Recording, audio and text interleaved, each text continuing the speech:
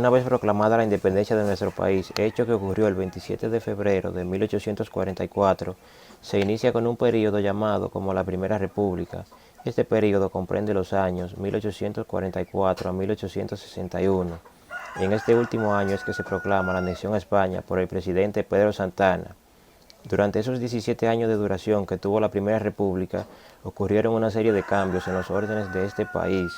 En su proceso de organización del Estado, el sistema educativo dio paso a la creación del Ministerio de Instrucción, donde su primer ministro fue Tomás Bobadilla. En el caso del Estado, los pocos impuestos que provenían eran de las exportaciones e importaciones y eran destinadas para los gastos en guerra. Debido a esto, el Ministerio de Educación no contaba con los recursos suficientes para desarrollar la educación. El 13 de mayo de 1845 se creó la primera ley que establecía las primeras normas para los maestros, los alumnos, autoridades y salarios. Debido a los cambios políticos, cuando llegaba un nuevo mandatario, se anulaban las leyes educativas y se creaban otras, lo que ocasionó efectos negativos para el desarrollo educativo. La educación en este periodo se caracterizaba por ser estilista.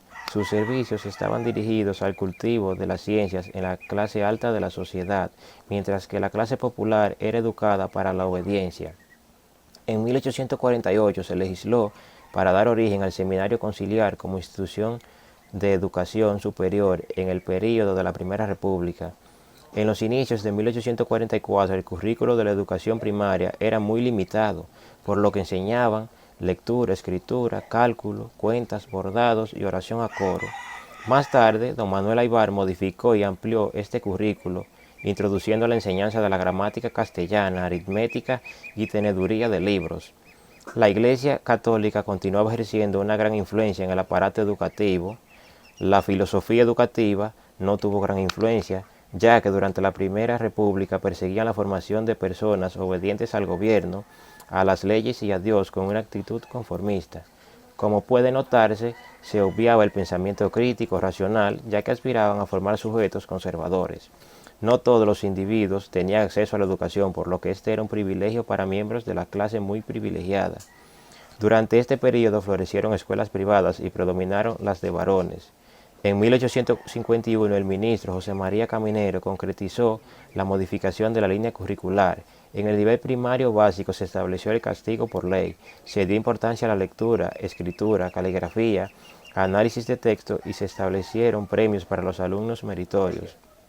Para el nivel medio se ofreció formación en las áreas de administración industrial y a nivel universitario se ofertaron 4 facultades: filosofía, jurisprudencia o derecho, ciencias médicas y sagradas letras. Las leyes de instrucción establecían que se debía crear una escuela de primera letra por cada comunidad o pueblo, y 2 en cada cabecera de provincia y capital de provincia.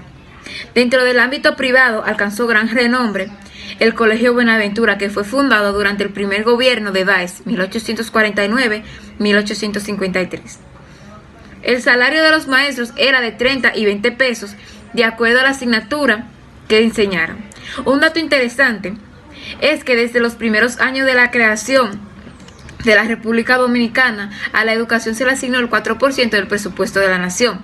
Dentro de los maestros que más se destacaron, se debe mencionar a Manuel Aybar, el coronel Lorenzo Santamaría, Socorro del Carmen Sánchez, quien fue hermana de Sánchez. También Ulises Francisco Espaillat, quien fue un gran defensor de la independencia e incluso llegó a ser presidente en 1876. Y finalmente Pedro Francisco Bono, un gran defensor de la nacionalidad. Algunas de las características que poseía la educación en el nivel primario era que se estableció el castigo por ley. Se enseñó a leer y escribir simultáneamente.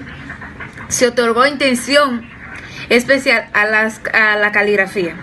De este mismo modo, las características de la educación a nivel secundario eran la heterogeneidad y que se ofreció una formación a las áreas de administración e industrias teniendo en cuenta un currículum orientado al trabajo.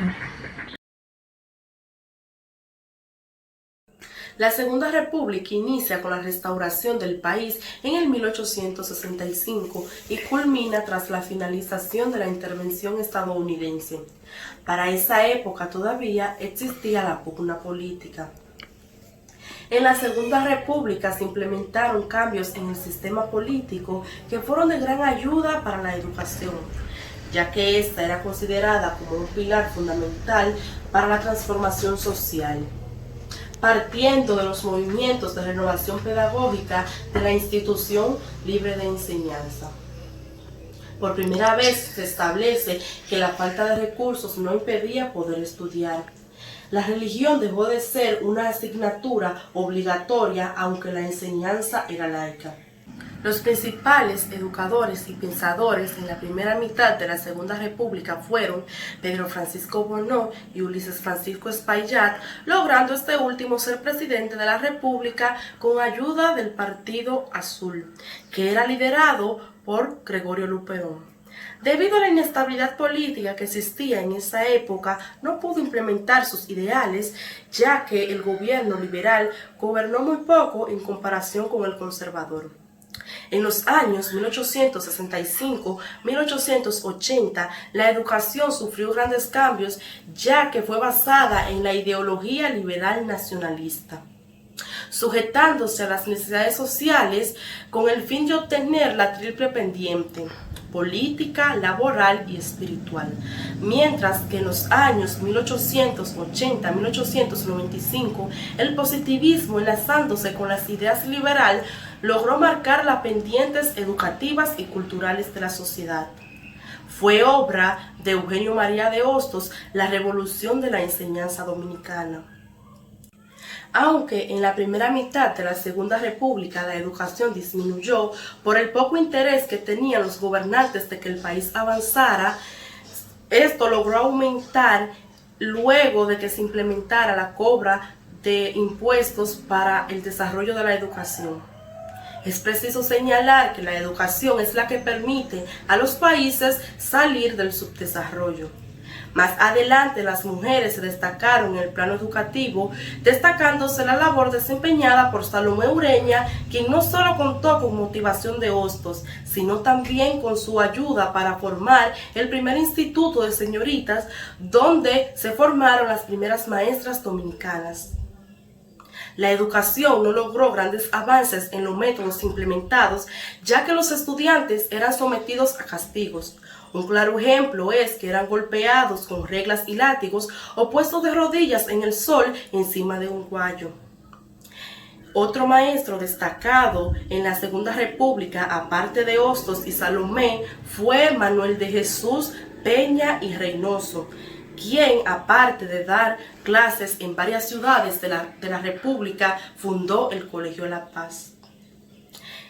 Es por tanto que la educación ha avanzado desde la Segunda República, ya que actualmente la población cuenta con una educación digna y los métodos educativos implementados han dado mayores resultados que en aquellas épocas.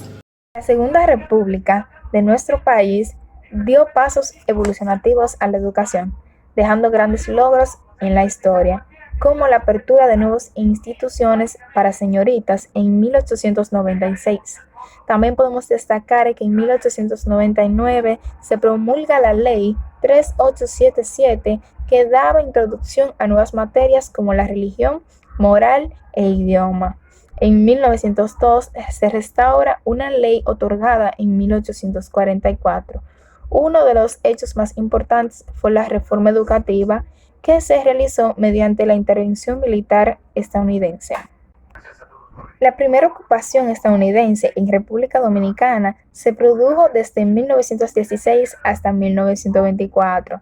Al momento de producirse esta intervención norteamericana, el 90% de la población dominicana era analfabeta.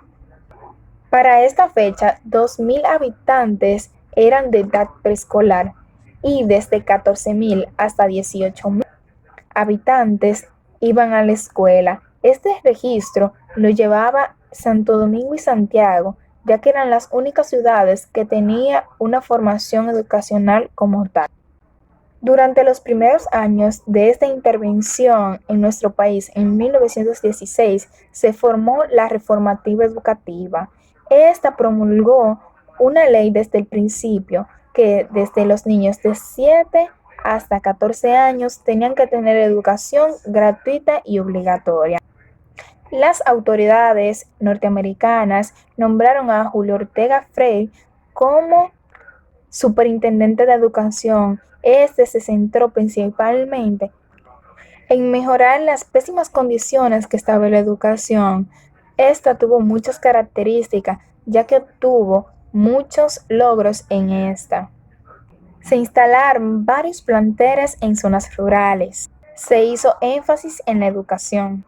Se reorganizó la educación dominicana. Hemos llegado hasta el final de este pequeño recorrido de la historia dominicana sobre la educación dominicana en la Primera y Segunda República, 1844 hasta 1865 y desde 1865 hasta 1924. En la descripción habrá algunos enlaces para que tengas una retroalimentación.